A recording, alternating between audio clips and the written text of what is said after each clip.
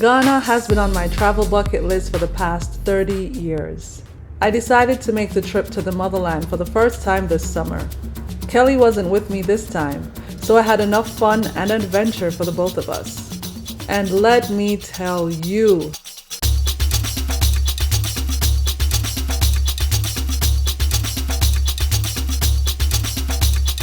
Ghana is pulsatingly electric, the food is beyond expectations, the art scene is burgeoning with immense talent. Ghana's natural beauty is mesmerizing, and chasing waterfalls was definitely on my to-do list. I must say though, it wasn't too hot, as I went during the rainy season and the temperature was cooler than expected. What struck me the most was how much the capital Accra looks like Kingston. It was Kingston with trotros and women carrying heavy loads on top of their heads.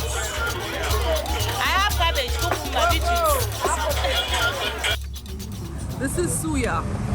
This has been on my culinary bucket list for as long as I can remember. And I've just landed. Thank you. I've just landed in Accra. Still on my clothes that I traveled more than 24 hours ago from America. And I'm having suya street side. Medina Market is one of Accra's biggest and busiest markets. It's a bustling hub of commerce and activity. The Accra markets are very similar to those in the Caribbean, with a few differences.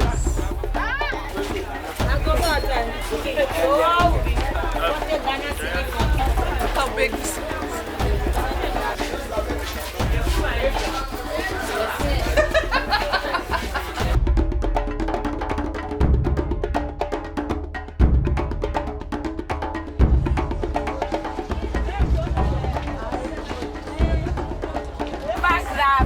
How much? We're not buying a crop.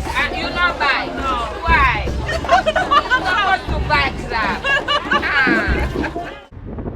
After the market, I set out to meet Chef Ruby Moody. During the pandemic, she was laid off from her job at the airlines, and she started her own catering company and created Ghana's first ever cake mix. Talk about a pivot. The idea came about when I noticed Ghana here, we are always using margarine, sugar, and then we are always stressing. When we are baking, we need to it takes more like an hour to 2 hours, and you're still creaming for the margarine and the sugar to be fluffy before you add your eggs into it. So when I got to know that, okay, we can actually be using our own cake mix, because most cake mix are imported into the country, but Ghana here, we don't have any. So I went into research, and then I got to use, so the products I'm using is our own wheat flour here in Ghana. And then with the chocolate is our own cocoa that we harvest in Ghana here. So and then what came about was to help women, easy baking for women. So what are we making today? So I heard you love vanilla. I do love vanilla. Yes. And there's a twist to it because we're doing it in an air fryer. Yeah, there's an air fryer. Wait to see how we do this. As you can see, it's empty. Not for the camera. Okay, so we have our mix here. Yeah. That's easy to use. So we just put everything in here? Yes, you pour everything. So you crack your eggs, 3 eggs into it. 3 eggs. Inside the mix goes eggs, water, oil, chocolate chips, and then scoop the mixture into muffin liners. And through the magic of air frying, voila! Chocolate chip muffins. Yum! It's so moist. We then went on to make banku, a starchy mixed cornmeal and cassava dough served to sop up many sauces on a traditional Ghanaian plate. When do you typically eat banku? Sometimes, most time in the evening, and but in Ghana here we eat banku. You can eat it in the morning, or you can eat it in the evening. Okay, anytime. Anytime. All right, let's get to it. Yeah. This is your corn. Yes, it's our corn. Wow, I've never seen it. I'm normally used to like a yellow cornmeal. Okay, Yes. so we're using all of this? Yeah, you're using all of it. We then mix the cornmeal with some fresh cassava flour and some water. And there's Okay. still bits of cassava in here Yes. too. Yes. That's how you know that it's fresh. You are doing great. Thank you. I'm not this kind of cook, I promise you. But it's good to do things from scratch. Okay, so now you use your hand to. Okay.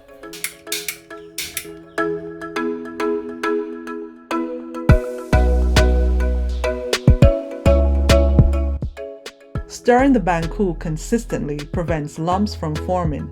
After all, texture is everything. Pretty soon, the mixture thickened and became hard to stir. That's when we know it's almost ready and time to portion them out into ready-made plastic bags. That's how they do it in Ghana.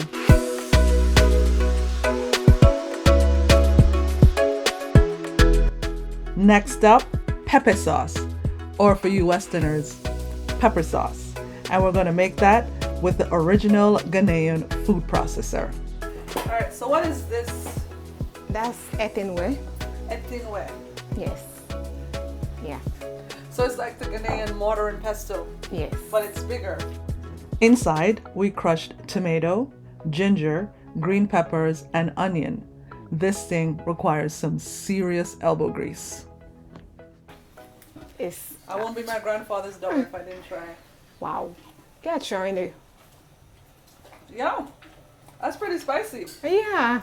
It's good. Are you okay? Yeah, I'm fine. Girl, I'm Jamaican. Wow. We're fine. This is pretty good. So Jamaicans like a lot of pepper. Oh God, heat. We love the heat. Wow. This meal wouldn't be complete without eggs. Eggs are essential in Ghanaian cuisine, and you'd be hard-pressed to find a meal that didn't include them. We seasoned the eggs with salt, a few slices of red onion, and tomato.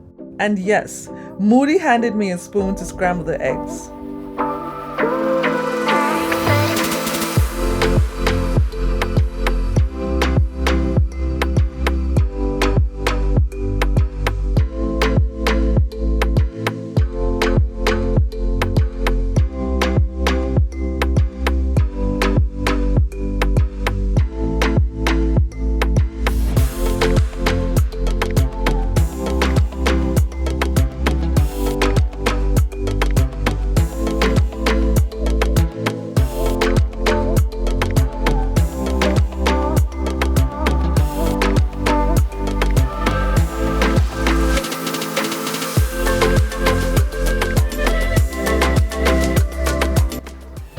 So this is how you eat banku. It's still very hot. Mm-hmm. So you just roll it out. And take some. Girl, this is still so hot. But it's fine. So I actually want to try it with the pepper first.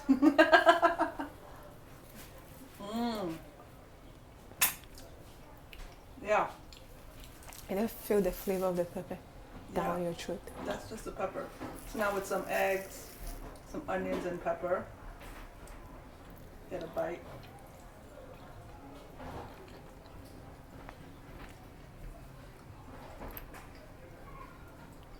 I can see why you say you don't need anything else for the rest of the day when you eat this.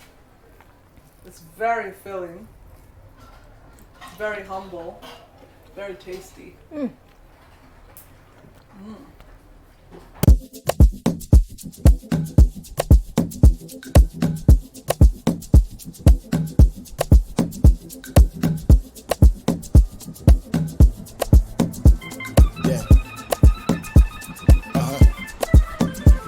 Charlie, I go club, I see babe, she get nyash.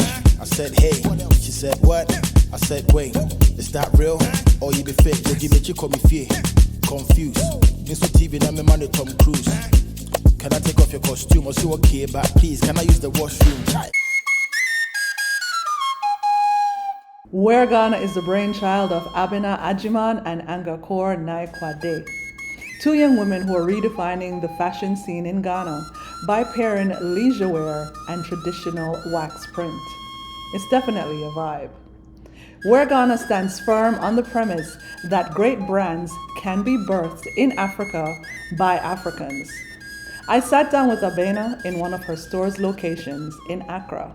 Thank you so much for having us here. Thank you for coming. Oh my gosh, so tell us about Awore Ghana. I did my national service with New York University Study Abroad site here in Ghana. And that was the first time that I started thinking about the potential of the fashion industry in Ghana and Africa, really, because I would see students travel from around the world to do a semester abroad here and leave with bags full of wax print clothing. And I, at the time, didn't own anything. But the president at the time, ex-President Kufuor, had also introduced a National Friday Wear agenda that meant on Friday we were supposed to go to work in wax print clothing. And I started designing stuff for myself and got some good responses, moved on, went into banking, and along the line decided that this was going to be the thing I wanted to do full time. I have a co-founder who was in telecommunications, got up one day, quit, went to fashion school. So 15th November 2013, we came together and launched the brand. Now, what we are trying to do with the business of fashion is three main things. One, we want to use it to celebrate and promote African excellence. Two, inspire the next generation of African entrepreneurs. And finally, use it to create economic opportunities for women. So that's what we are doing with fashion. Tell me, what does African excellence mean to you? The backstory is often, we notice that when the word African shows up in conversations, in products, the expectation isn't excellence. It's substandard, it's very crafty, it's arts and crafts, but it's not excellent quality. And for us, we are in the business of fashion, which tends to be very flamboyant and all, but at the back of it all, the things that drive us are very economic, very, very about our identity and also about economics. And so we know that if we can use fashion to start positioning African products in a certain way in the consumer's mind, it doesn't end with fashion. If someone can buy a dress made here and know that this is the best dress I own, although I have dresses coming from around the world, maybe when they're buying a car, they will consider buying a car that was made here as well. So coming back to the question of what does African excellence mean to us, it's excellence. Excellence is excellence, regardless where it's coming from. We just need the word African to be associated with excellence more often than currently it is. That was definitely one of the things that I noticed when we're driving all across this country. There are singer machines everywhere. I couldn't tell when last I've seen a singer machine. I grew up with one in my house. Like my grandmother had one, and I've not seen so many singer machines. And it's just like it feels like it's on the edge of just like it's thriving, but it's so obvious. It's so obvious that it's there, but it's the full potential hasn't been realized as yet. Absolutely. And that's the journey that we are on. The good thing is we notice every day how many more people are on this journey, but we need a certain tipping point to happen. What do you think needs to happen for that tipping point? Like, what, off the top of your head, like what pieces need to pull together for that? I think that the media, and by media I mean social media is where we are getting a lot of the world's information now. But stories need to be told. People seeing examples of what it looks like to create solutions here, and to be able to see that one doesn't need to be foreign to be able to create powerful solutions. And that's one of the things I love about my story, my co-founder's story. We both grew up here, raised here, educated here, everything here. It's important that everyone here knows that I don't need to go anywhere to start solving problems here. I'm in Cape Coast for the Ogua Fetu Afeshe Festival. According to legend, a plague once ravaged the Ogua community. The plague was so devastating that the people called on their gods for help to stop it. Their prayers worked, the plague ended, and the land was cleansed. The word Fetu is a contraction of Efin-tu in the local dialect, which means clearing the dirt.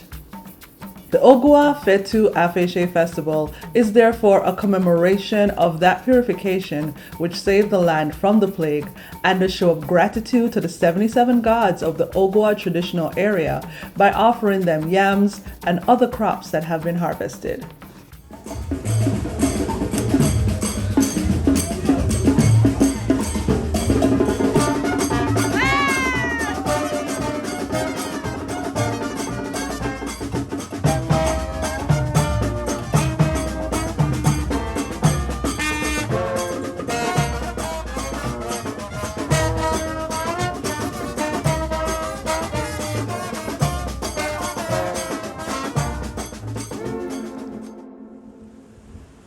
I didn't feel like I was in Africa until I visited Cape Coast and dipped my feet into the Atlantic Ocean. These are the shores that millions of Africans departed for the Americas and the Caribbean as forced labor to build colonial empires on sugar, cotton, and coffee plantations. I knew it would be emotional, but I didn't count for the tears. Walking the path throughout the slave dungeons and standing on ancestral DNA, on dried feces, vomit, blood, sweat, and tears shifted my soul.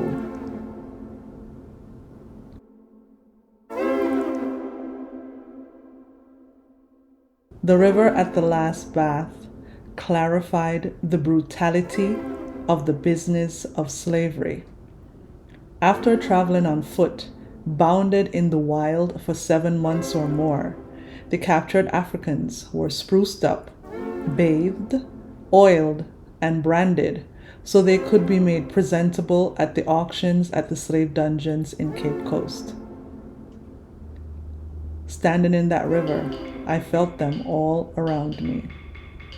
It was here I released the ashes of my mother and my aunt.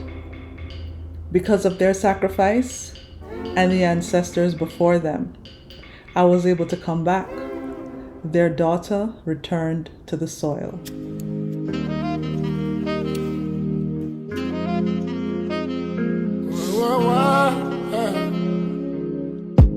10 million lashes, but I no cry.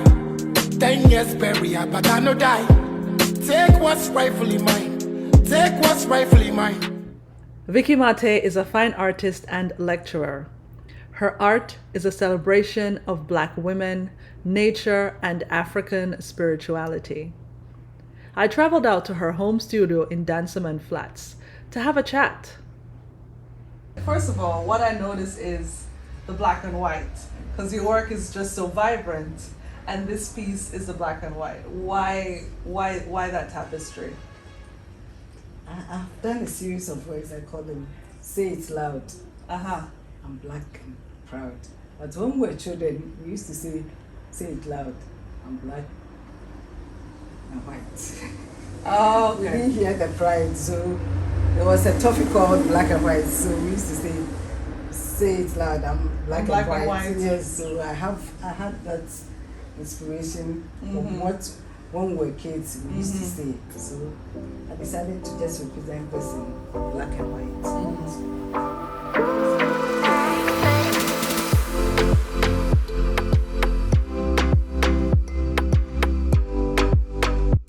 So I call this the rhythm of a woman. Yes. You see the shape of the woman? Yes.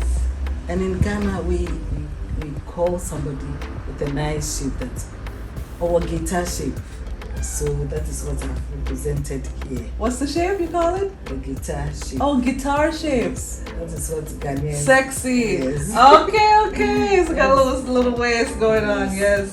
So I'm still using the musical instrument, but yes, still a woman. Yes. Because the legs comes after the shape. So, and the buttocks, yeah. In Jamaica, we say Coca-Cola bottle shape. We also say it, yes, Coca-Cola bottle shape. Yes. So that is what I've presented here.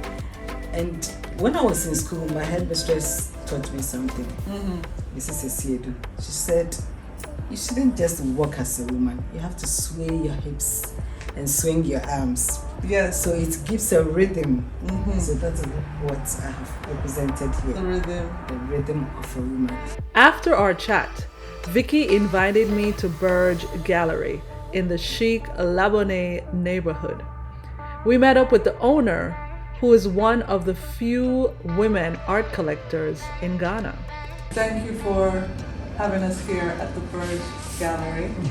I know that Vicky's work is here, especially this waterfall here. So what is it about Vicky's art that makes you, as a collector, gravitate towards her work? She does a lot of scenery, which is, we see it every day, but it's only few people who think of using that concept. She had a series of works here that I saw, and they were light at the end of the tunnel. And in fact, the last one I saw, the man, when he asked, what's the title? And we told, nothing is not good. Nothing will let me leave this work here. I'm taking it light at the end of the tunnel. So the title and the inspiring. work together. That's wonderful. So as a female collector of art, how long have you been collecting? I'll say since 1981, 81, 82. Yeah. And do you know of any other female collectors in Ghana? Yes. Well, my girlfriend who introduced me actually to art, she was collecting as well. Okay. How seriously do you think that Ghanaians take art? Is it something that is still a little bit, it's... Well, if I have to analyze that, I think it's still a little, but I think with encouragement. Some people will say, I love to collect, but I don't have money. And I'm like, you can start from somewhere. Right. Put a deposit on a work, gradually pay, collect it. But when you talk like that, they think you want them to patronize your business. So when did you form Burge Gallery? When did this come about? About 26 years ago. Oh wow, so this has been around for a while. And do you find yourself gravitated more towards female artists, or is it just whatever your heart likes? I'll say whatever my heart likes, but because we have just few female artists. Now they are springing up. A lot of the young females, you see this, I'm an artist, they come here to buy things. So I'm an artist. And I'm like, really, can I see your works? But some of them are working with some studios, and they are managing them, so they are not free to sell their works or bring their works safe. Okay. Well, thank you so much for having me. I know we surprised you yes, with this, but thank you for taking the time. Thank you, Vicky, for bringing us to this place and having us spend this day with you. So we appreciate it. Thank you so much. Thank you too.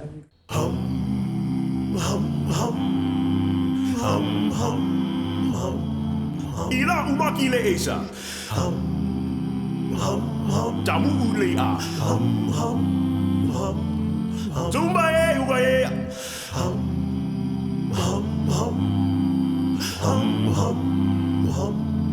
Zumba ye obagora. Deo obagore. Mega dose umegore.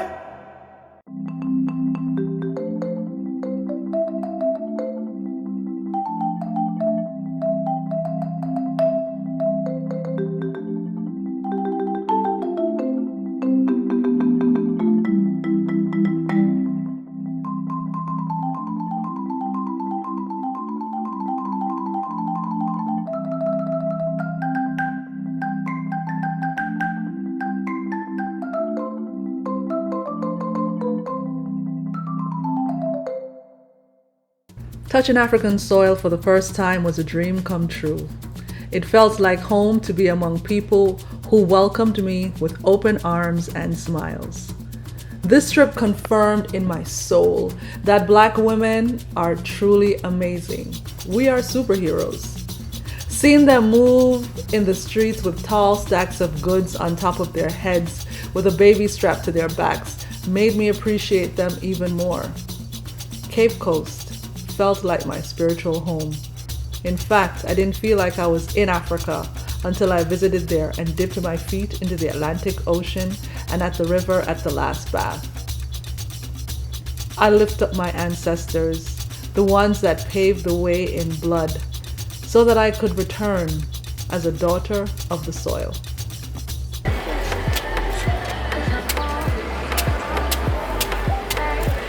Oh God.